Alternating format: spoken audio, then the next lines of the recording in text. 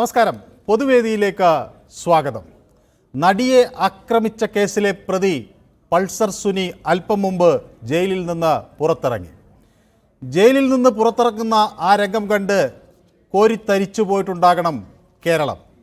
കാരണം ഒരു ക്രിമിനലിന് വലിയ സ്വീകരണമാണ് ജയിലിന് പുറത്ത് ഒരുക്കിയിരിക്കുന്നത്. ഇത് എന്തിൻ്റെ സൂചനയാണെന്നാണ് പൊതുവേദി ഇന്ന് ചർച്ച ചെയ്യുന്നത്. ക്രിമിനൽ കേസ് പ്രതികൾക്ക് ഇങ്ങനെയോ സ്വീകരണം നൽകേണ്ടത്? എല്ലാവർക്കും പൊതുവേദിയിലേക്ക് സ്വാഗതം.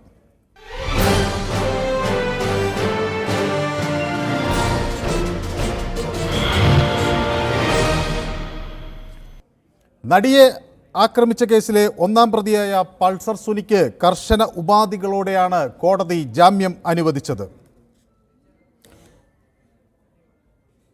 7.5 വർഷത്തിനു ശേഷമാണ് സുനി പുറത്തിറങ്ങുന്നത്. ആ പുറത്തിറങ്ങുന്നതിൻ്റെ ദൃശ്യങ്ങളാണ് നമ്മൾ കാണുന്നത്. പൂമാലയിട്ടും പൂവിട്ടുമൊക്കെയാണ് പൾസർ സുനിയെ സംഘം സ്വീകരിക്കുന്നത്. മുഹമ്മദ് മഞ്ചേരിയിൽ നിന്ന് നമുക്കൊപ്പം ചേരുന്നു. ശ്രീ മുഹമ്മദ്, നമ്പർ 1 കേരളത്തിൽ നമ്മൾ കാണുന്ന ഒരു ദൃശ്യമാണിത്. കാക്കനാട് ജയിലിൽ നിന്ന് ഒരു പ്രതി പുറത്തിറങ്ങുന്നതിൻ്റെ ദൃശ്യങ്ങൾ കാണുമ്പോൾ ശ്രീ മുഹമ്മദിന് എന്ത് തോന്നുന്നു? പൂവൊക്കെ ആയിട്ടാണ് സ്വീകരിക്കുന്നത്. നമസ്കാരമുണ്ട് സാറേ. നമസ്കാരം. പിന്നെ മുഴുവൻ കണ്ടു. അവിടെ അയാളെ വക്കീലിനെ കണ്ടു, പിന്നെ മറ്റുള്ള പുകറിനെ കണ്ടു, എല്ലാം കണ്ടു. ബന്ധത്തോടുകൂടി കൊണ്ടുപോകണം കണ്ടു. അപ്പൊ എനിക്ക് വേറെ സംശയമുണ്ട് സാറേ, അതൊന്ന് പറഞ്ഞു തരണം. ഇദ്ദേഹം ആ സിനിമാ നടന്റെ ആളല്ലായിരുന്നു മുമ്പ്, ദിലീപിന്റെ? അതൊക്കെ കോടതിയിൽ അന്വേഷിച്ച് കോടതി പുറത്തു വരേണ്ട സാധനമാണ്. ഏതായാലും ആ കേസിൽ ദിലീപും പ്രതിയാണ്. സുനി അതിൽ 7.5 വർഷമായി ജാമ്യമില്ലാതെ ജയിലിൽ കിടക്കുന്ന ആളാണ്.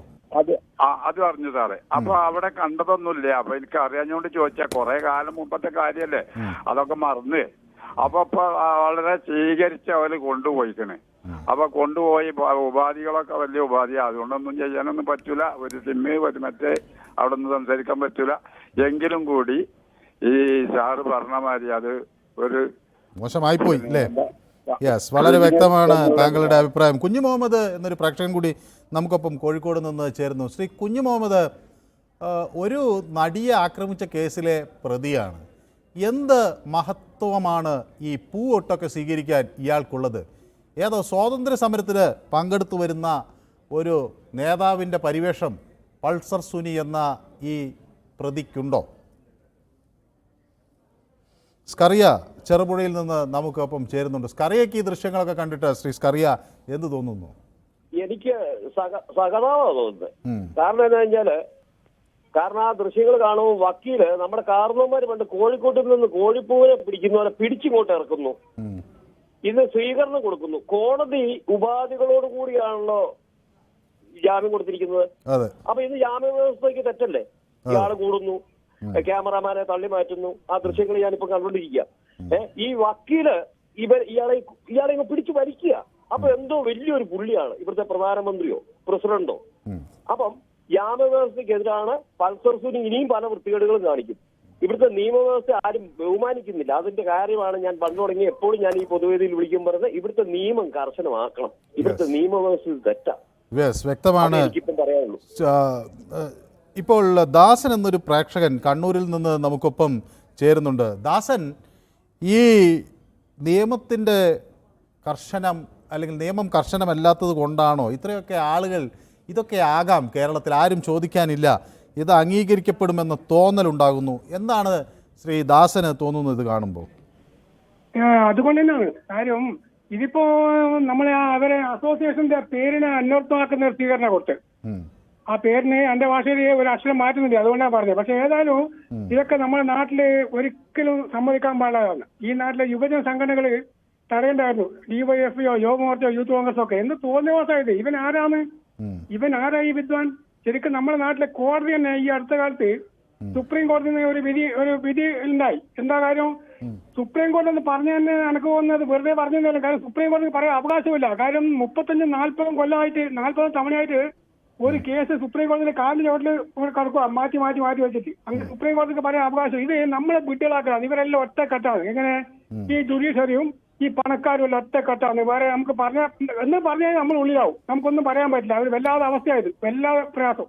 യെസ്, വ്യക്തമാണ് താങ്കളുടെ അഭിപ്രായം. ഏതായാലും ഈ നടിയെ ആക്രമിച്ച കേസിലെ ഒന്നാം പ്രതിയാണ് പൾസർ സുനി. 7 വർഷം കഴിഞ്ഞാണ് ജാമ്യത്തിലിറങ്ങുന്നത്. കൊച്ചിയിലെ വിചാരണ കോടതിയാണ് പൾസർ സുനിക്ക് ജാമ്യം അനുവദിച്ചത്. നേരത്തെ സുനിയെ വിചാരണ കോടതിയിൽ ഹാജരാക്കണം, പിന്നീട് ജാമ്യത്തിൽ വിടാനൊക്കെ സുപ്രീം കോടതി നിർദ്ദേശിച്ചിരുന്നു. ഏതായാലും കർശനമായ ജാമ്യ വ്യവസ്ഥ കോടതി മുന്നോട്ട് വെച്ചിട്ടുണ്ട്. അനുവാദമില്ലാതെ എറണാകുളം സെഷൻസ് കോടതി പരിധി വിട്ട് പോകരുത് എന്ന് പറഞ്ഞിട്ടുണ്ട്. മാധ്യമങ്ങളോട് സംസാരിക്കരുത് എന്നും കോടതി ആവശ്യപ്പെട്ടിട്ടുണ്ട്. സനൽ ഹരിപ്പാടിൽ നിന്ന് നമുക്കൊപ്പം ചേരുന്നു. സനലിന് എന്താണ് തോന്നുന്നത്? ഈ ഒരു വീരപരിവേഷം കിട്ടാൻ മാത്രം വലിയ മഹാനാണോ ഈ പൾസർ സുനി? സാറേ, നമ്മുടെ നിയമവ്യവസ്ഥ അങ്ങനെ ആയിപ്പോയി. ഇവിടെ എപ്പോഴും പണമുള്ളവനും പാവപ്പെട്ടവനും രണ്ട് നീതിയാണ്. എന്റെ ഭാഷ പറഞ്ഞാൽ പാൻറ് ഇട്ടവനും കയ്യിൽ കൊടുത്തവനും രണ്ട് നീതി. അല്ലെങ്കിൽ നമ്മുടെ ഈ രാജ്യത്ത് ഇത്ര ഒരു ക്രിമിനലിന് ഇത്ര സ്വീകരണം കൊടുത്തുകൊണ്ട് നാളെ ഗോവിന്ദസ്വാമി ഇതുപോലെ വന്നാൽ ഇവർ സ്വീകരിക്കുമോ സാറേ? അങ്ങനെ ഒരു സാഹചര്യമില്ലേ നമ്മുടെ നാട്ടിലെ? ഈ നിയമവ്യവസ്ഥയെ കുറിച്ച് ലജ്ജിക്കുകയാണ് ഒരു പൗരൻ എന്ന നിലയിൽ. യെസ്, വ്യക്തമാണ് ശ്രീ സനലിൻ്റെ അഭിപ്രായം. വളരെ കൃത്യമാണ് സനൽ. നമുക്ക് തന്നെ നാണം തോന്നുന്ന തരത്തിലേക്കാണ് കാര്യങ്ങൾ. സുരേന്ദ്രൻ തൃശ്ശൂരിൽ നിന്ന് ചേരുന്നു. സുരേന്ദ്രൻ, ഇത് നമുക്കറിയാം, ഒരു ഒട്ടനവധി ഉപാധികൾ കോടതി വെച്ചിട്ടുണ്ട്. ഒരു സിം കാർഡ് മാത്രമേ ഉപയോഗിക്കാവൂ, നമ്പർ കോടതിയെ അറിയിക്കണം, സാക്ഷികളുമായോ പ്രതികളുമായോ സംസാരിക്കാൻ പാടില്ല, 1 ലക്ഷം രൂപ കെട്ടിവെക്കണം, 2 ആളുടെ ജാമ്യം വേണം, അങ്ങനെയൊക്കെ പറഞ്ഞ് വളരെ കർശനമായ ഉപാധികളോടെ 7.5 വർഷത്തിന് ശേഷം ഒരു കേസിൽ ഒരു പ്രതിക്ക് കോടതി ജാമ്യം കൊടുത്തിരിക്കുകയാണ്. അങ്ങനെ ജാമ്യം കിട്ടിയ ഒരാൾ ഇങ്ങനെ സ്വീകരിക്കപ്പെടേണ്ട ആളാണോ? നമസ്കാരം സാറേ. നമസ്കാരം. എനിക്ക് തോന്നുന്നത് ഈ പറഞ്ഞ സംഘടന, ഇപ്പൊ മെൻസ് അസോസിയേഷൻ അങ്ങനെ ഒരു സംഘടന ഉണ്ടോന്ന് അറിയില്ല. എനിക്ക് തോന്നുന്നത് ഈ പോക്സോ കേസുകളിലെ എല്ലാ പ്രതികളും കൂടിയിട്ട് ഒരു സ്വീകരണം കൊടുത്ത മാതിരി എനിക്ക് തോന്നുന്നത്. കാരണം അത് അത്രയും ലജ്ജാകരമാണ്. പിന്നെ ഇത് കൂടാതെ തന്നെ സാറൊന്ന് ആലോചിച്ച് നോക്കൂ, നമ്മള് പൾസർ സുനീനെ എങ്ങനെയാ പിടിക്കണേ? എവിടുന്നാ പിടിക്കണത്? ആ കോടതിയിൽ നിന്ന് പിടിക്കുമ്പോ അന്നത്തെ വക്കീലുമാര് എന്താ ചെയ്ത്? അവര് ഈ പറഞ്ഞ സുനീനെ എന്താ ചെയ്തത്?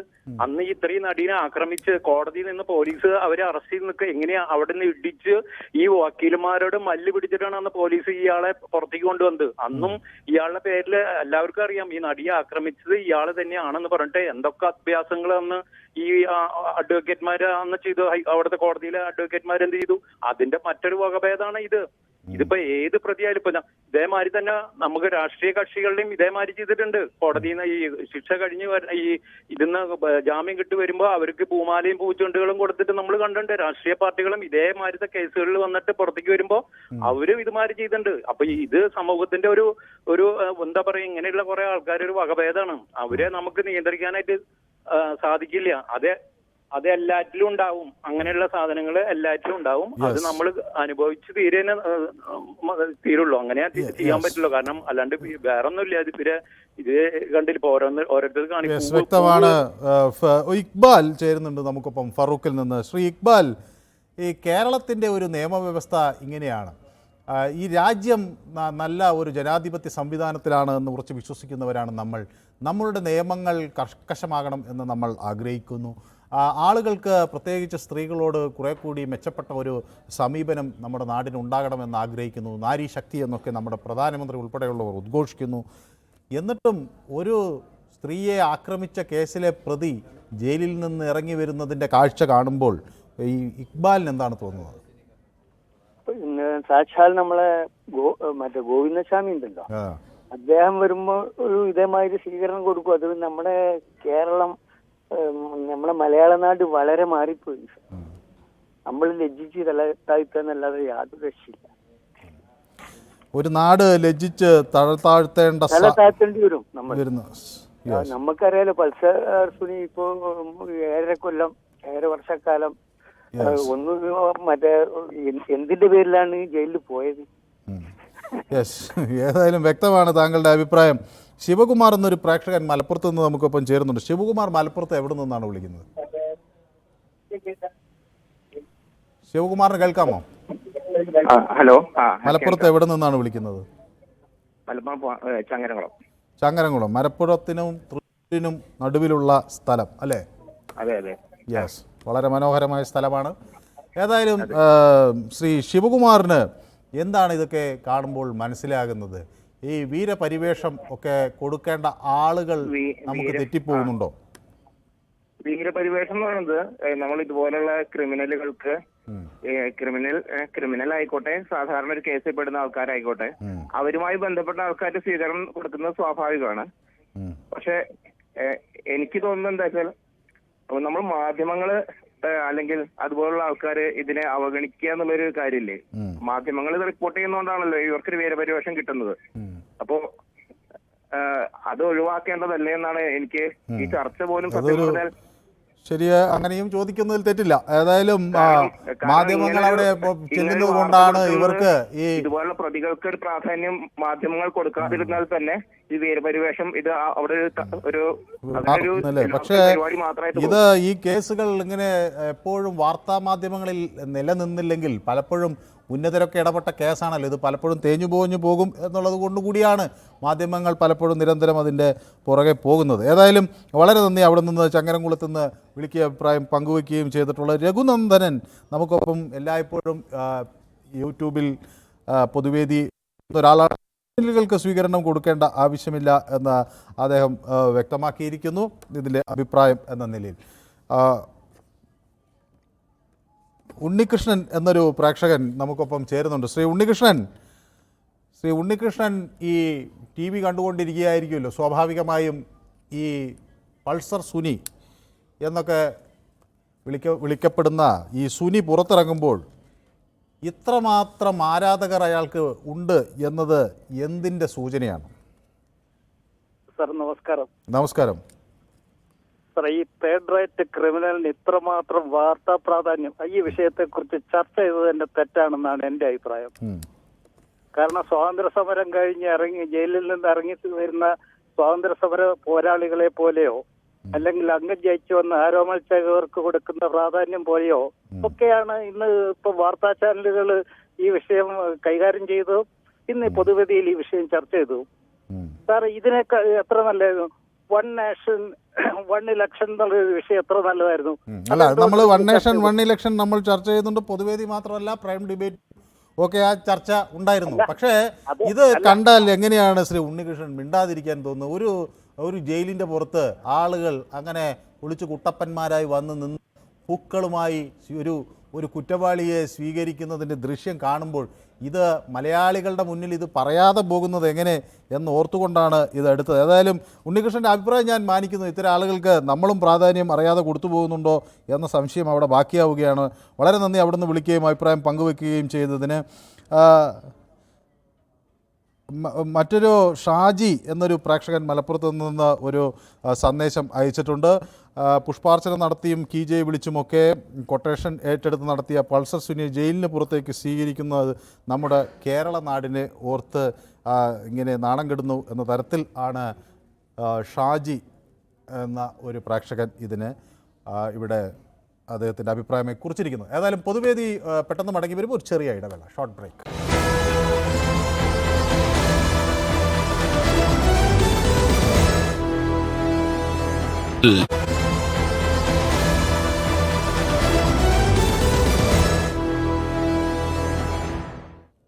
യെസ്, റഹിമ നമുക്കൊപ്പം കോഴിക്കോട് നിന്ന് ചേരുന്നുണ്ട്. റഹിമ പൊതുവേദിയുടെ ഒരു സ്ഥിരം പ്രേക്ഷകയാണ്. പക്ഷേ കഴിഞ്ഞ കുറച്ച് ദിവസങ്ങളായി പൊതുവേദിയിലേക്ക് വിളിച്ചിട്ടില്ല അല്ലേ? നമസ്കാരം സാർ, വിളിച്ച് കിട്ടണ്ടേ? അതെ, ശരി. സ്വാഭാവികമായും കുറേ പേര് വിളിക്കുമ്പോൾ ചിലർക്ക് കിട്ടുന്നു. അത് നമുക്ക് പൊതുവേദിയുടെ സമയം നീട്ടണമെന്ന് പലരും ആവശ്യപ്പെടുന്നുണ്ട്. അത് നമ്മൾ കാര്യമായി ചർച്ചയും ചെയ്യുന്നുണ്ട്. കൊറേ വിളിച്ചിരുന്നു.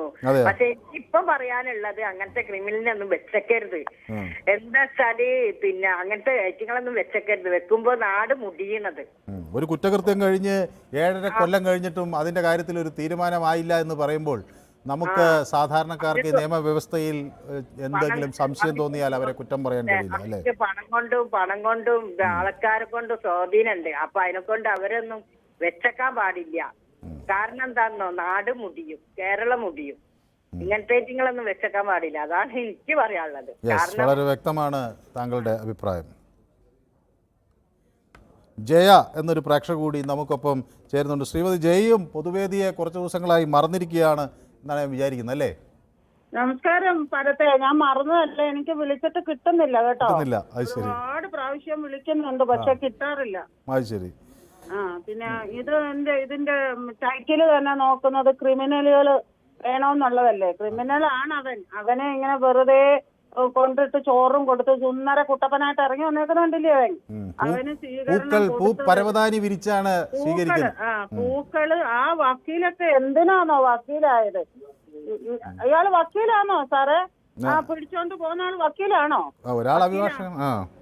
വക്കീലാണെങ്കിൽ അയാളൊക്കെ എന്തിനാ വക്കീലായത്? അയാൾക്ക് വക്കീൽ പണി ഇല്ലായിരിക്കും, ഈ ഒരു കേസേ ഉള്ളായിരിക്കും. കോഴിയെ പിടിച്ചോണ്ട് പോകുന്ന പോലല്ലേ അവൻ പുള്ളിയെ പിടിച്ചോണ്ട് പോകുന്ന. പൂവിന് പോലും ഒരു വില ഇല്ലാതാക്കി. പൂവൊക്കെ നമ്മൾ കരുതുന്നത് പ്രഷ്യസ് ആണ് പൂവ്. അതൊക്കെ റോഡിൽ കൂടെ ഒക്കെ ഇട്ട് അവനെ നടത്തിച്ചു കൊണ്ടുപോകുന്ന ഈ വന്ന് നിൽക്കുന്ന ആൾക്കാരൊക്കെ ഏത് രീതിയിലുള്ള ആൾക്കാരാന്ന് നമുക്ക് മനസ്സിലായല്ലോ. ഇവനെയൊക്കെ തൂക്കി കൊല്ലണം, അതാ വേണ്ടുന്ന. ഒരു കുഞ്ഞിന്റെ ഭാവി കളഞ്ഞേച്ച് നിൽക്കുന്ന അവനെയൊക്കെ ഇങ്ങനെ പൂവ് ഇട്ട് സ്വീകരിച്ചു കൊണ്ടുപോകുന്നവര് നമ്മൾ എന്താ വാക്കാ ഉപയോഗിക്കേണ്ടതെന്ന് എനിക്കറിയാൻ വയ്യ. വളരെ വ്യക്തമാണ് ശ്രീമതി ജയയുടെ വാക്കുകൾ. സാധാരണ പൂവ് എന്നത് നമ്മുടെ മനസ്സിൽ ഒരു മഹനീയ സ്ഥാനം അർഹിക്കുന്ന ഒന്നാണ്.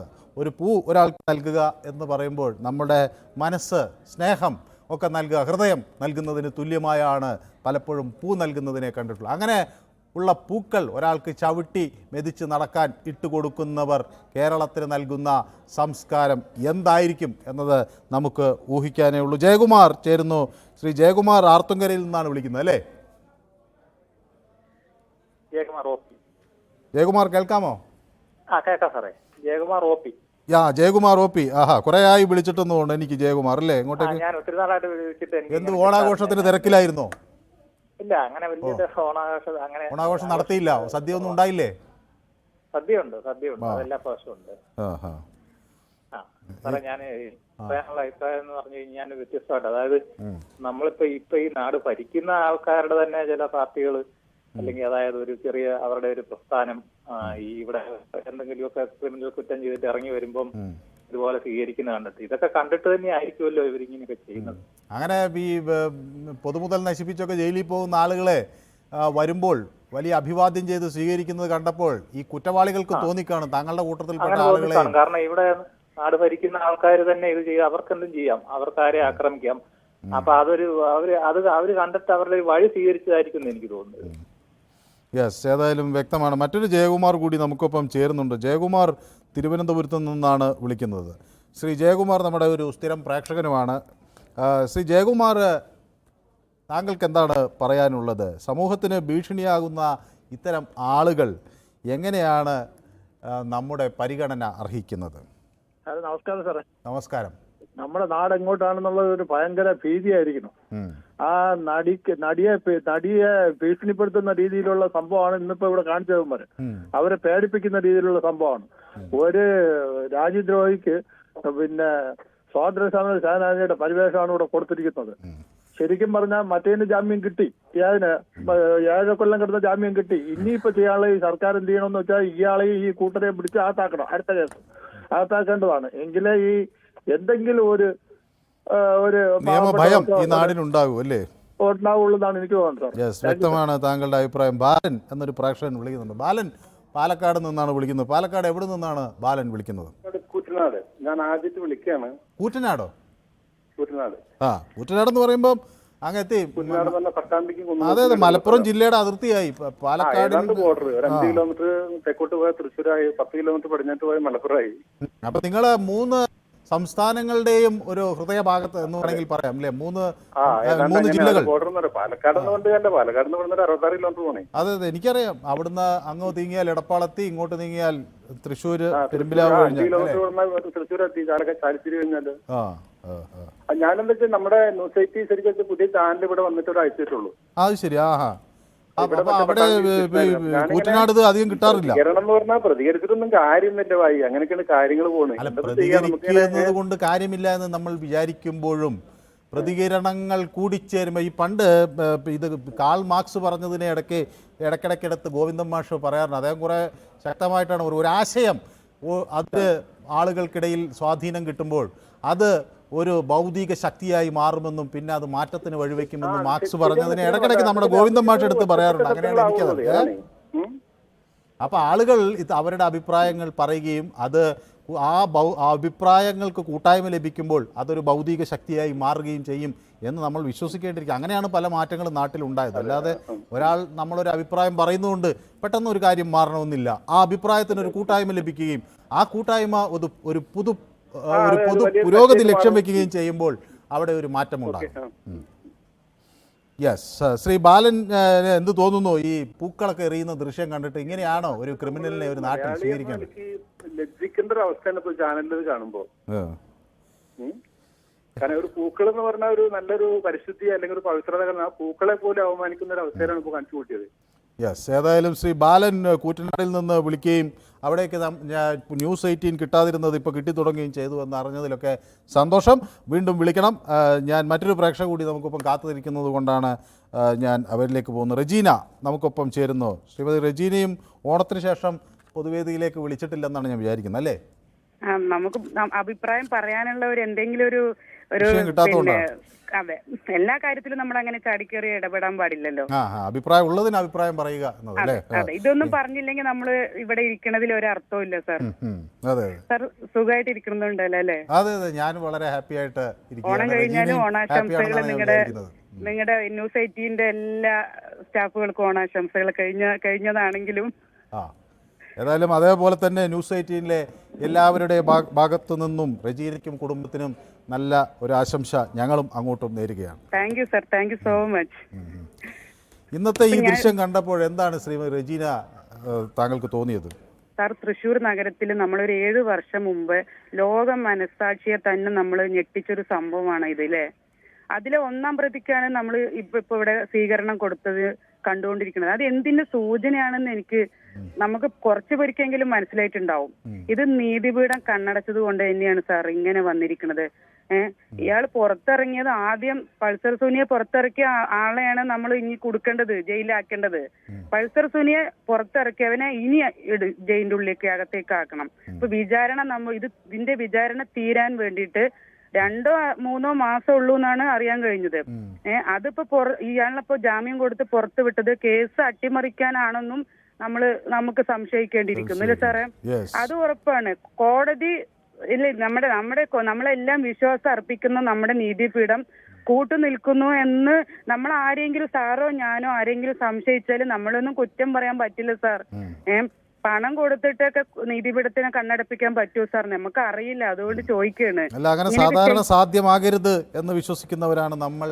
ഏതായാലും ശ്രീമതി റെജീന സമയം അതിക്രമിച്ചുകൊണ്ടാണ് മറ്റൊരു പ്രേക്ഷക കൂടി കാത്തുന്നത്. വളരെ നന്ദി വിളിച്ചതിനും അഭിപ്രായം പങ്കുവച്ചതിനും. രമണി എന്നൊരു പ്രേക്ഷക നമുക്കൊപ്പം ചേരുന്നുണ്ട്. പാലയിൽ നിന്നാണ് വിളിക്കുന്നത്, അല്ലേ? ശ്രീമതി രമണി എന്താണ് ചെയ്യുന്നത്? ജോലി ചെയ്യുന്നുണ്ടോ അതോ ഹൗസ് വൈഫാണോ? ഞാൻ ഹൗസ് വൈഫാണ് സാറേ. വളരെ നന്ദി. എല്ലാവർക്കും നമസ്കാരം. ഈ ദൃശ്യങ്ങൾ കണ്ടപ്പോൾ ഒരു വീട്ടമ്മയ്ക്ക് എന്താണ് തോന്നിയത്? ലജ്ജാകരമായ ഒരു ഇതാണ്. കാരണം നമ്മുടെ ഒരു കുട്ടിയെയാണ് ഇങ്ങനെ ചെയ്യുന്നതിൽ കേരളത്തിലുള്ള എല്ലാവരും ചിന്തിക്കണം. അവനെ സ്വന്തം കുട്ടികളെ ഇങ്ങനെ ചെയ്യുമ്പോൾ എല്ലാവരും ചിന്തിക്കണം. ഞാനാണെങ്കിൽ സാറേ ഇവനെയൊക്കെ പിടിച്ചല്ലോ, ഉപ്പ് മുളകും വരഞ്ഞ് വേല ചേർന്ന് കൊന്ന ശേഷം ഞാൻ ജയിലിൽ പോകും. കാരണം സഹിക്കാൻ പറ്റാത്തൊരിതാണ്. നീതിപീഠം ഇത് ഒന്നുകൂടെ ചിന്തിച്ചു വേണം ഇവർക്കൊക്കെ ജാമ്യം കൊടുക്കാൻ. കാരണം നമ്മളൊക്കെ കണ്ടതാണ് എല്ലാവരും എത്രമാത്രം ആ കൊച്ചു വിഷമിച്ചെന്നുള്ളത്. എന്റെ ഒരു മോളെ പോലെയാണ് ഞാൻ നടിയെ കാണുന്നത്. അത് നടിയല്ല, എന്റെ ഒരു മകളായിട്ടാണ് കാണുന്നത്. നമ്മളെ കേരളത്തിലുള്ള എല്ലാ ജനങ്ങളെയും ഒരുപോലെ എതിർത്ത് ഇവനെയൊക്കെ ഈ കുറ്റവാളികളെ മുഴുവൻ പുറത്തോളം ഇവനെ പുറത്തിറങ്ങിയ ദിലീപാണെന്നതിന് സംശയം എന്റെ ഞാൻ കാര്യം പറയാം. കാരണം ഇവൻ എവിടെ നിന്ന് മാത്രം പൈസ ഇങ്ങനെ ജാമ്യം കൊടുത്തിറങ്ങാൻ? അതാണ് ഈ പല കേസുകളിലും ശ്രീമതി രമണി ഞങ്ങളൊക്കെ അത്ഭുതപ്പെട്ടു പോകുന്നത്. അടുക്കളക്കാരി അച്ചാമയ്ക്ക് സുപ്രീം കോടതിയിൽ എത്താൻ കഴിയുന്നു. ഗോവിന്ദച്ചാമിക്ക് വേണ്ടി സുപ്രീം കോടതിയിൽ വലിയ അഭിഭാഷകർ പോകുന്നു. ഈ പൾസർ സുനിക്ക് കുറെ കൂടെ കാശുണ്ടെന്നാണ് ഞാൻ വിചാരിക്കുന്നത്. അയാൾക്കും വേണ്ടി തീർച്ചയായിട്ടും ഇതിന്റെ പുറകെ ഇവന് ചെയ്യിച്ചോൻ തന്നെയായിരിക്കും ഇവനെ ഇറക്കിയിരിക്കുന്നുള്ള വിശ്വാസമാണ് സാറേ ഞങ്ങൾക്ക്. ഏതായാലും സമയം അതിക്രമിച്ചുകൊണ്ടാണ് എനിക്കതിൽ കൂടുതൽ പറയാൻ കഴിയുന്നത്. വളരെ നന്ദി ശ്രീ രമണി, പാലയിൽ നിന്ന് വിളിക്കുകയും അഭിപ്രായം പങ്കുവയ്ക്കുകയും ചെയ്തത്. തുടർന്നും പൊതുവേദിയിലേക്ക് പ്രതികരണങ്ങളുമായി എത്തുമെന്ന് പ്രതീക്ഷിക്കുന്നു. ഇന്നത്തെ പൊതുവേദി ഇവിടെ സമാപിക്കുന്നു. നാളെ മറ്റൊരു വിഷയവുമായി വീണ്ടും കാണാം. നന്ദി.